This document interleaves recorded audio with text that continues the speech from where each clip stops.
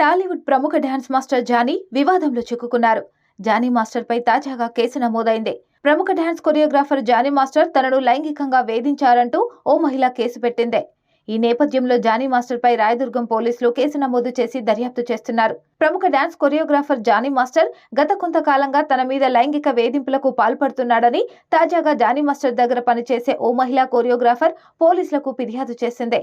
Shooting నిమిత్తం చెన్నై, ముంబై, హైదరాబాద్తో సహా వివిధ నగరాలకు వెళ్లినప్పుడు తనపై పలుమార్లు అత్యాచారం చేశాడని ఆ మహిళ పేర్కొంది.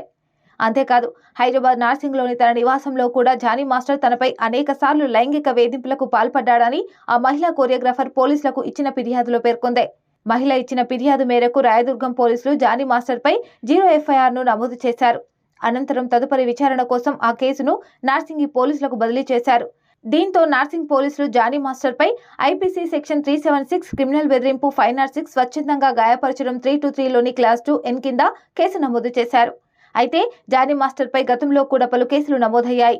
2015లో ఓ కళాశాలలో మహిళపై దాడి చేసిన కేసులో జానీ మాస్టర్ కు 2019లో మేడ్చల్ స్థానిక కోర్టు 6 నెలల జైలు శిక్ష విధించింది. తాజాగా మరో మహిళ ఆయనపై కేసు నమోదు చేసింది. జానీ మాస్టర్ ఈటీవీలో ప్రసారమయ్యే ఢీ షో ద్వారా మంచి గుర్తింపు తెచ్చుకున్నారు.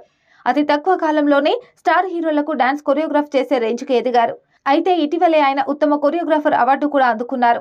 కెరీర్ మంచిగా సాగిపోతున్న తరుణంలో జానీ మాస్టర్ పై ఓ మహిళ లైంగిక వేధింపుల కేసు పెట్టింది. మహిళా ఫిర్యాదు మేరకు రాయదుర్గం పోలీసులు జానీ మాస్టర్ పై కేసు నమోదు చేశారు.